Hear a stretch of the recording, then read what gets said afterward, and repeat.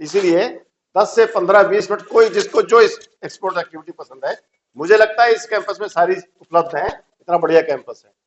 और हमें इस समय के माहौल में जो इस समय भी 5-7 आया है, जो लेटेस्ट आया है, ठीक है, जो इस समय भयावह परिस्थिति आ गई है। आवाज नहीं आ रही? मेरी आवाज आ रही नहीं आ रही? ठीक है, जरूरत नहीं है आवाज नहीं। हाँ, तो उसको देखते हुए सबसे पहले अगर हम मॉर्निंग में उठते हैं तो हमें ये कोशिश करनी चाहिए, जैसे भी अरेंज हो सकता है, 1 गिलास गुनगुना पानी जरूर इस्तेमाल करें। वो हमारी बॉडी की मेटाबॉलिक स्टेट और हमारे गले के जो होती कंडीशन उसको थोड़ा सेक देता है सुबह उठ के। उसके बाद ग्रीन टी या काढ़ा या जो भी हो सकता है उपलब्ध जाके, वो आप अपने आप सेल्फ प्रिपेयर कर लें या इंतजार ना करें, अपने जैसे भी अरेंज कर सकते हैं 2-3 लोग या पार्टनर के साथ मिलके। ये बहुत जरूरी चीज है क्योंकि वो भी इम्यूनिटी में उसका इम्यूनिटी बूस्टर की तरह इस्तेमाल होता है। उसके बाद अपनी रूटीन एक्टिविटी में डाइट में आप जानते हैं, सब जानते हैं, ग्रीन वेजिटेबल से लीफी वेजिटेबल से लेकर थोड़ा खजूर या और भी चीजें जो मैस में हो सकती है अगर उनका इस्तेमाल करें।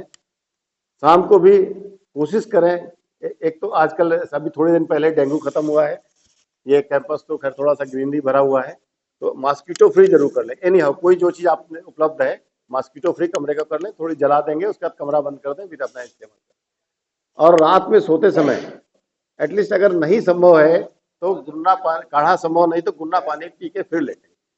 गुनगुने पानी का बॉडी के मेटाबॉलिज्म में, आंत के अंदर, ठीक है, और हमारे पीएच चेंज करने में, पीएच करेक्ट रहेगा तो हमारी इम्यूनिटी भी अच्छी रहेगी और डाइजेशन भी अच्छा रहेगा, सुबह हम फ्रेश उठेंगे। पीएच डिपेंडेंट प्रक्रिया जो होती है, जो डाइजेशन के साथ चलती है आपके, इसीलिए गुनगुना पानी ल्यूक वार्म वाटर बोलते हैं। और यहाँ तो नहीं, लेकिन मैंने साउथ में देखा है ज्यादातर तमिलनाडु केरला में हर जगह गर्म पानी ही वो लोग पीते हैं क्योंकि साल्टी वाटर होता है वो। तो ये एक बेसिक प्रिंसिपल्स है, हम अपने शरीर को कैसे स्वस्थ रख सकते हैं। हम शाम को अपने कैरिकुलम या प्रोटोकॉल के हिसाब से जो भी समय मिलता है, हम कुछ भी स्पोर्ट्स के टाइम नहीं मिलता, इतना बढ़िया कैंपस अगर हम 3 चक्कर फास्ट लगा लेते हैं सॉरी, अगर हम 2-3 चक्कर ये जो बना है ग्राउंड ट्रैकिंग ग्राउंड, इसके भी 3-4 चक्कर लगा लेते हैं तो आप समझ लीजिए आपने 60% फिटनेस हासिल कर ली। उसको जरूर रूटीन में शामिल करें। मैं फिर कह रहा हूँ, स्पोर्ट्स इसलिए नहीं कि हमें स्पोर्ट्स में अचीव करना, गोल्ड मेडल लेना, आगे जाना। स्पोर्ट्स हमारे डेली के स्टडी के तनाव को कम करता है और डेली रूटीन के जो स्ट्रेस है शामिल, जैसे हम घर से दूर है, डिप्रेशन में है, यार मम्मी पापा का फोन नहीं आया, बड़ा दिन हो गए, सर ने डांटा, इसको भी तनाव को कम करता है। तनाव कम करने के लिए इससे बढ़िया कोई दवाई नहीं स्पोर्ट्स, क्योंकि जब स्पोर्ट्स, आपको स्पोर्ट्स को एक मेडिटेशन का दर्जा दिया गया है मोस्ट ऑफ द कंट्रीज में। क्यों? कि जब आप गेम में होते तो सिर्फ गेम के लिए होते, इन्वॉल्व होते हैं। आप जब फुटबॉल खेल रहे होते तो फुटबॉल में पूरा आपका 110% फोकस होता है। आप शटल खेल रहे होते तो आपका सारा ध्यान कंसर्न शटल पे होता है, इसलिए वो बेनिफिशियरी है सबसे ज्यादा तनाव कम करने में। तो अब यहाँ इस कैंपस में जो चीज हमको उपलब्ध है, वरदान स्वरूप कहना चाहिए, healthy air, healthy atmosphere, healthy greeneries, environmental चीजें जो हम नहीं बड़े बड़े शहरों में, मेट्रोज में हो सकता है, वो उनका इस्तेमाल करें। कोशिश करें खाने में स्पाइसी, अगर आप लोग मिलके अगर बता भी सकते हैं कि स्पाइस कम हो, और भी ज़्यादा कंडीमेंट्स वगैरह जो होते हैं, ऑयली चीज़ें, उनको भी अवॉइड करने की कोशिश करें।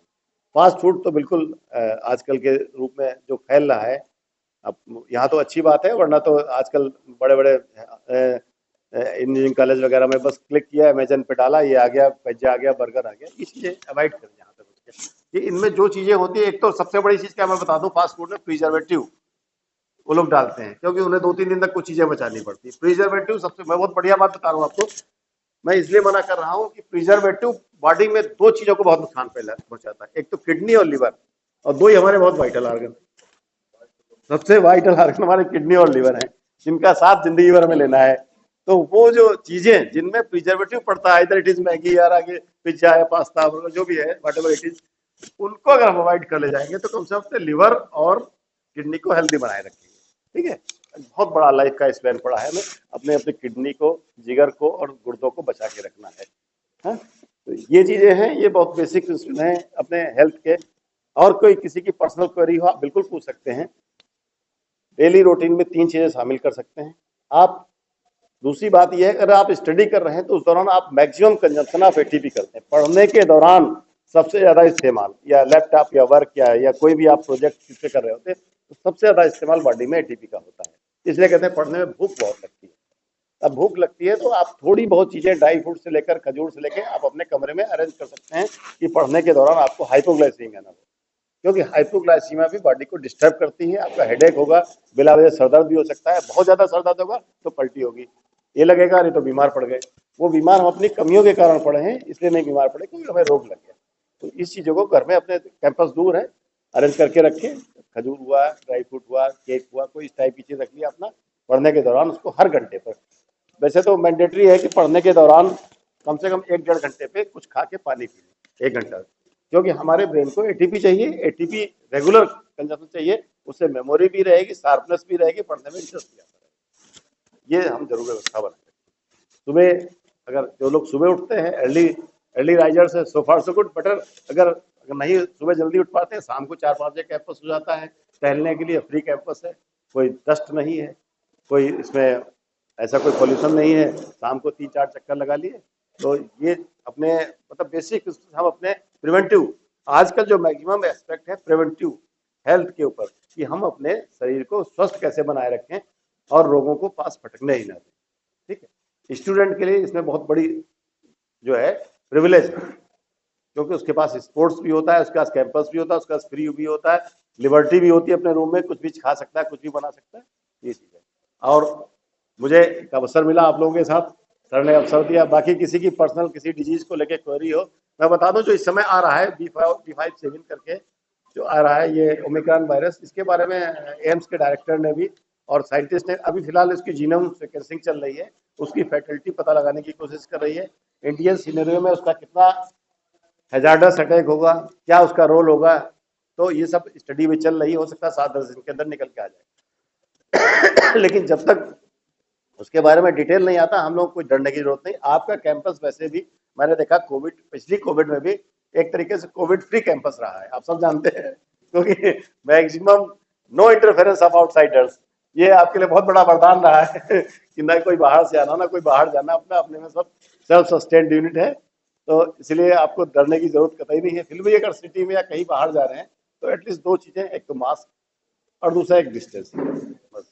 और जब भी मौका मिलता है, जबकि यूनिट आती है, जब भी टीम आएगी इम्यूनाइजेशन के लिए, जरूरत पड़ती है कैंपस में आ जाएगी, आप लोग इम्यूनाइज कर।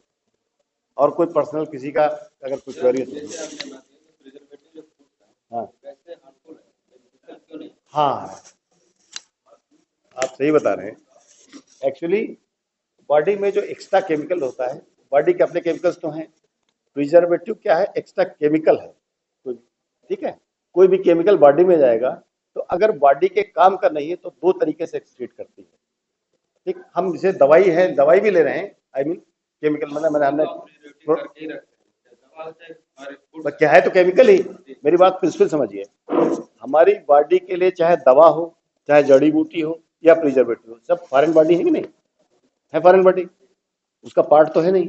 तो ये जो केमिकल है, व्हाट एवर केमिकल, तो हमारी बॉडी उस केमिकल का जो फायदेमंद हिस्सा है वो तो रखेगी, और बाकी 2 तरीके से निकालती है, या तो यूरिन से या फिर लिवर से, मेटाबॉलिज्म टॉयलेट के रास्ते। बॉडी से एक्सक्रीट करने के 3 रास्ते हैं, पहला पसीना, दूसरा यूरिन, तीसरा टॉयलेट। ठीक है, यूरिन तो निकालेगा, तो अब इसको मेटाबॉलिज्म डायरेक्ट तो निकालेगा नहीं, मेटाबोलाइट करेगा उसको ना, मेटाबॉलिज्म के लिए लिवर का इस्तेमाल होगा, एक्सक्रीशन के लिए किडनी का। हाँ हाँ हाँ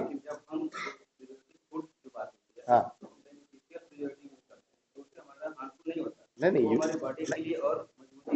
आई डू एग्री, लेकिन अब हम उसको डेली लिए जा रहे हैं, प्रियोरिटी पड़ा हुआ सामान डेली लिए जा रहे हैं, समझ रहे हैं ना, तो एक्स्ट्रा हम एक्स्ट्रा वर्क दे रहे हैं किडनी को, एक्स्ट्रा लिवर को वर्क दे रहे हैं, हम क्यों ऐसा काम दें कि लिवर को ज्यादा काम करना